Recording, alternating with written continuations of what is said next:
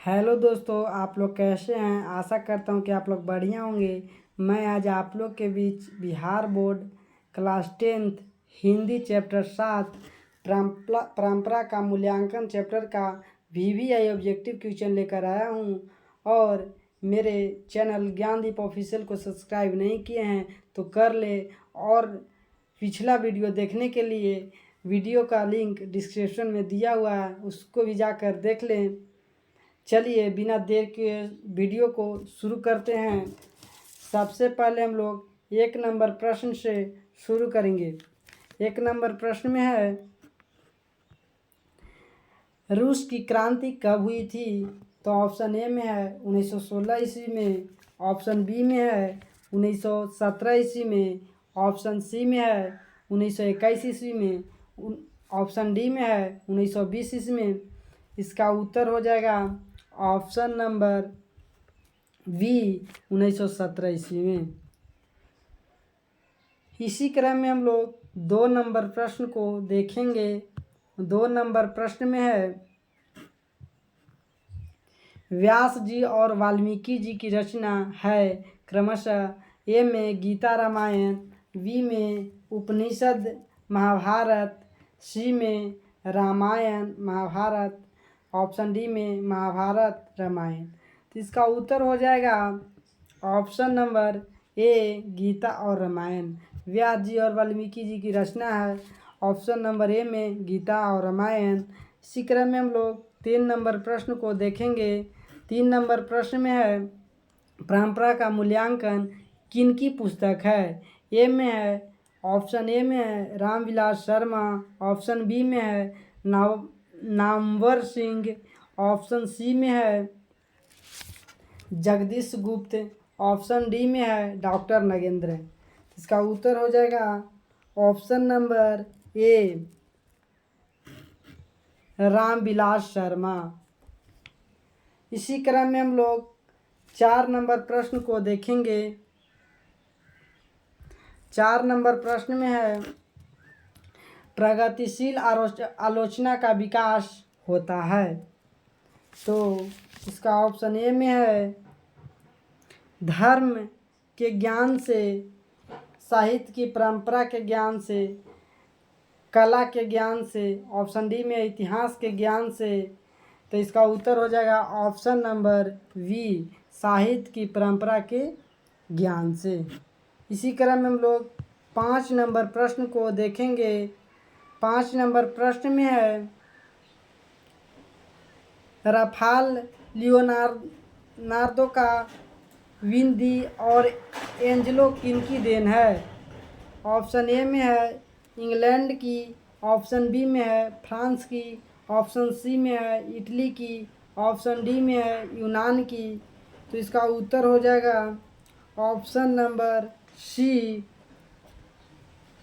Italy की। इसी क्रम में हम लोग 6 नंबर प्रश्न को देखेंगे, शेक्सपियर कौन थे। ऑप्शन ए में है नाटककार, ऑप्शन बी में है कहानीकार, ऑप्शन सी में है उपन्यासकार, ऑप्शन डी में है निबंधकार। तो इसका उत्तर हो जाएगा ऑप्शन नंबर ए नाटककार। शेक्सपियर एक नाटककार थे। इसी क्रम में हम लोग 7 नंबर प्रश्न को देखेंगे। 7 नंबर में है, निराला के साहित्य साधना कितने करों में रचित की गई है। ऑप्शन ए में है 2 खंडों में, कितने गलत टाइप हो गया, निराला के साहित्य साधना कितने खंडों में रचित की गई है। तो इसका उत्तर हो जाएगा ऑप्शन ए में है 2 खंडों में, ऑप्शन बी में है 3 खंडों में, ऑप्शन सी में है 5 खंडों में, ऑप्शन डी में है 4 खंडों में। इसका उत्तर हो जाएगा ऑप्शन नंबर बी 3 खंडों में। इसी क्रम में हम लोग 8 नंबर प्रश्न को देखेंगे। 8 नंबर में है, इस कहानी के लेखक रामविलास शर्मा का जन्म कब हुआ था? ऑप्शन ए में है 10 अक्टूबर 1912, ऑप्शन बी में है 12 अक्टूबर 1914, ऑप्शन सी में है 14 अक्टूबर 1916, ऑप्शन डी में है 16 अक्टूबर 1918। तो इसका उत्तर हो जाएगा ऑप्शन नंबर ए 10 अक्टूबर 1912 ईस्वी को। इसी क्रम में हम लोग 9 नंबर प्रश्न को देखेंगे। 9 नंबर प्रश्न में है, इस कहानी के लेखक रामविलास शर्मा का जन्म कहाँ हुआ था? तो ऑप्शन ए में है नंदगांव मथुरा में, ऑप्शन बी में है हरनौत बिहार में, ऑप्शन सी में है ऊंचगांव सानी में, ऑप्शन डी में है इनमें से कोई नहीं। तो इसका उत्तर हो जाएगा ऑप्शन नंबर सी ऊंचगांव सानी में। इसी क्रम में हम लोग 10 नंबर प्रश्न को देखेंगे। 10 नंबर प्रश्न में है, प्रेमचंद और उनका युग किनकी रचना है? ए में प्रेमचंद, ऑप्शन बी में रामविलास शर्मा, ऑप्शन सी में दिनकर, ऑप्शन डी में डॉक्टर मुरली मनोहर जोशी। इसका उत्तर हो जाएगा option number B Ramvilas Sharma. इसी क्रम में हम लोग 11 नंबर प्रश्न को देखेंगे। 11 नंबर में है, सभ्यता का हर स्तर क्या नहीं होता? तो ऑप्शन ए में है धर्म युद्ध, ऑप्शन बी में है कर्म युद्ध, ऑप्शन सी में है वर्ग युद्ध, ऑप्शन डी में है इनमें से कोई नहीं। इसका उत्तर हो जाएगा ऑप्शन नंबर सी वर्ग युद्ध। इसी क्रम में हम लोग 12 नंबर प्रश्न को देखेंगे। 12 नंबर में है, भारतेंदु हरिश्चंद्र किनकी रचना है?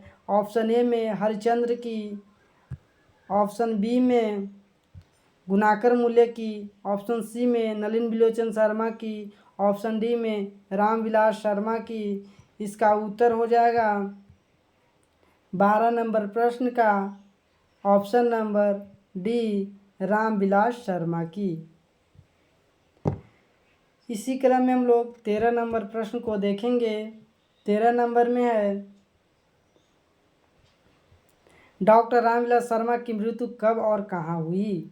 ऑप्शन ए में है 1999 महाराष्ट्र, 2000 ईस्वी दिल्ली में, ऑप्शन सी में 2001 मालदा, ऑप्शन डी में 2002 कानपुर। इसका उत्तर हो जाएगा ऑप्शन नंबर वी 2002 ईस्वी में। इसी क्रम में हम लोग 14 नंबर प्रश्न को देखेंगे। 14 नंबर प्रश्न में है, साहित्य की परंपरा का पूर्ण ज्ञान किस व्यवस्था में संभव है? ए में है सामंतवादी व्यवस्था, ऑप्शन बी में है पूंजीवादी व्यवस्था, ऑप्शन सी में है समाजवादी व्यवस्था, ऑप्शन डी में है इनमें से सभी। इसका उत्तर हो जाएगा ऑप्शन नंबर ए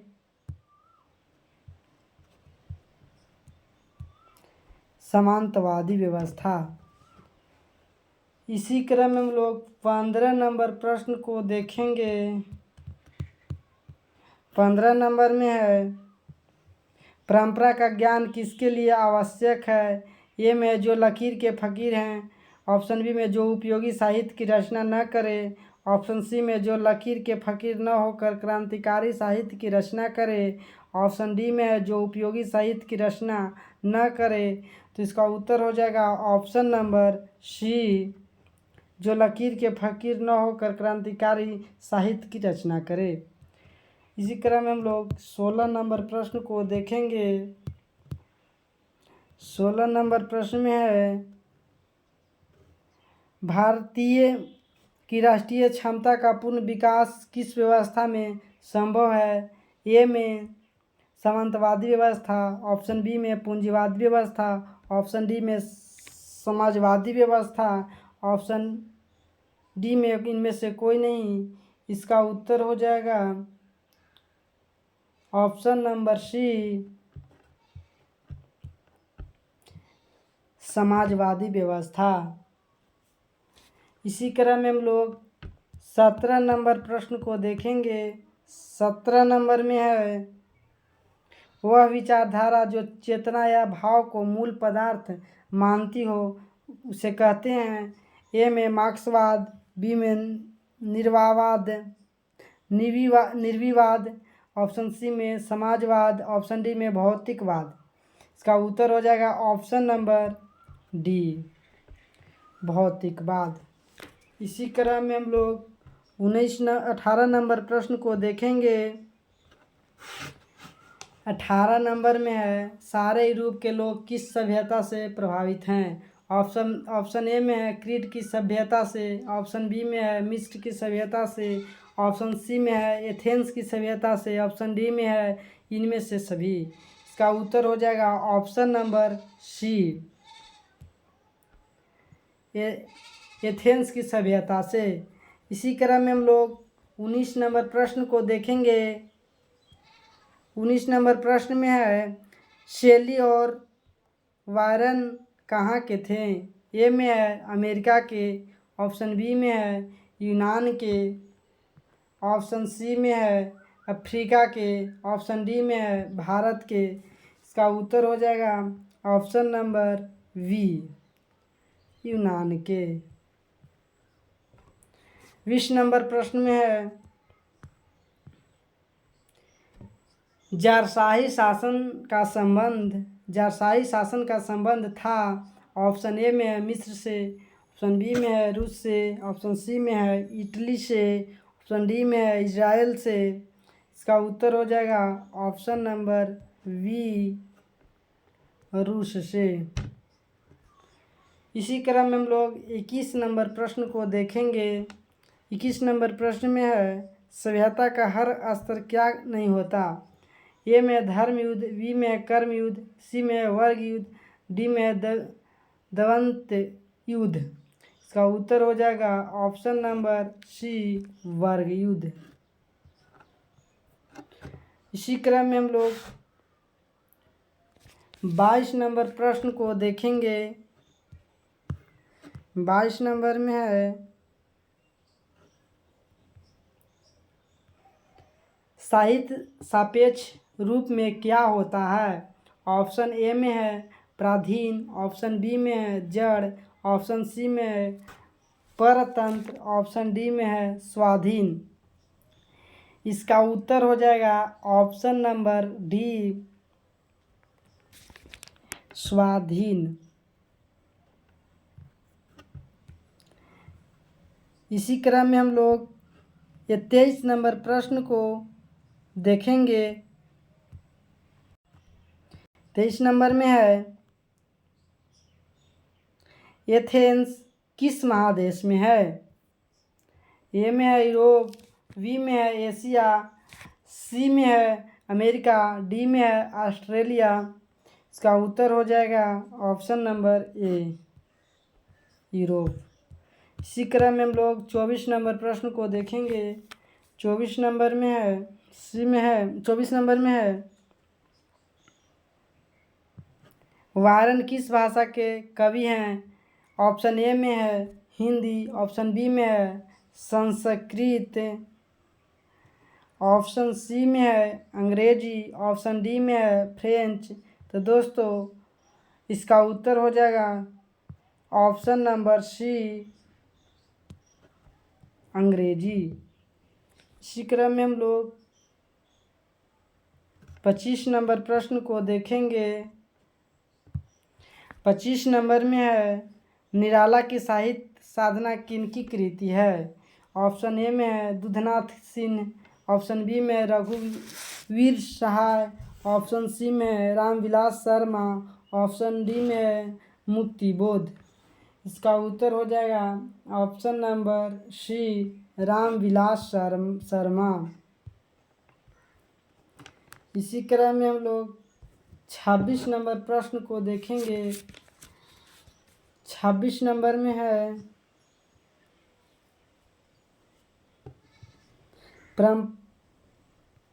परंपरा का मूल्यांकन निबंध किस पुस्तक से संकलित है। ऑप्शन ए में है भाषा और समाज, ऑप्शन बी में है परंपरा का मूल्यांकन, ऑप्शन सी में है भारत की भाषा समस्या, ऑप्शन डी में है प्रेमचंद्र और उनका युग। इसका उत्तर हो जाएगा ऑप्शन नंबर बी, परंपरा का मूल्यांकन।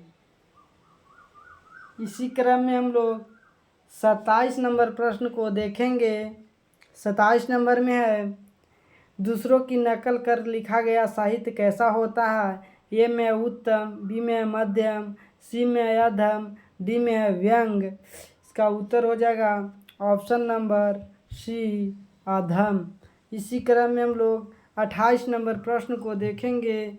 28 नंबर में है साहित्य सापेक्ष रूप में होती है। ए में है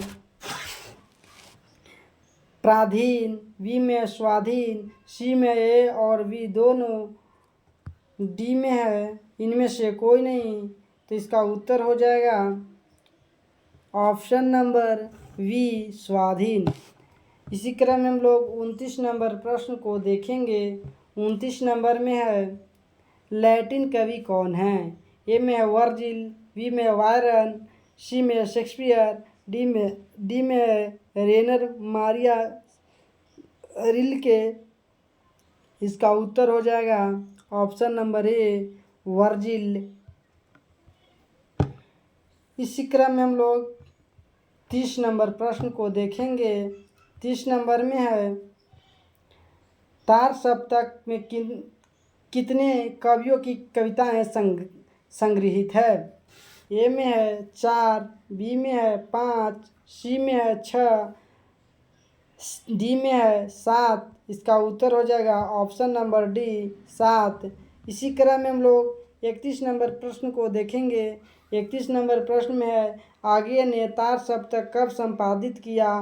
तो इसका ऑप्शन ए में है 1941 ईस्वी में, बी में है 1943 ईस्वी में, ऑप्शन सी में है 1945 ईस्वी में, ऑप्शन डी में है 1947 ईस्वी में। तो इसका उत्तर हो जाएगा ऑप्शन नंबर वी, 1943 ईस्वी में। इसी क्रम में हम लोग 32 नंबर प्रश्न को देखेंगे। 32 नंबर में है रामविलास शर्मा को किस कृति पुरस्कार प्राप्त हुआ। ऑप्शन ए में है प्रेमचंद और उनका युग, ऑप्शन बी में है नई कविताएं और अस्तित्ववाद, ऑप्शन सी में है निराला की साहित्य साधना, ऑप्शन डी में है भारतेंदु हरिश्चंद्र। इसका उत्तर हो जाएगा ऑप्शन नंबर सी, निराला की साहित्य साधना। इसी क्रम में हम लोग एक 33 नंबर प्रश्न को देखेंगे। 33 नंबर में है आदिम का शाब्दिक अर्थ है। ए में है अति प्राचीन, ऑप्शन बी में है अति सुखदायी, ऑप्शन सी में है अति सुंदर, ऑप्शन डी में है अति कुरूप। इसका उत्तर हो जाएगा ऑप्शन नंबर ए, अति प्राचीन। दोस्तों इसी के साथ इस वीडियो का लास्ट क्वेश्चन देखें। इस वीडियो में जितना भी क्वेश्चन बताया गया है सभी भी आई है, और वीडियो अच्छी लगी होगी तो चैनल को लाइक, सब्सक्राइब, शेयर करें। और वीडियो देखने के लिए, पिछले वीडियो देखने के लिए वीडियो का लिंक डिस्क्रिप्शन में दिया हुआ है, उसको भी जाकर देखें। जय हिंद दोस्तों।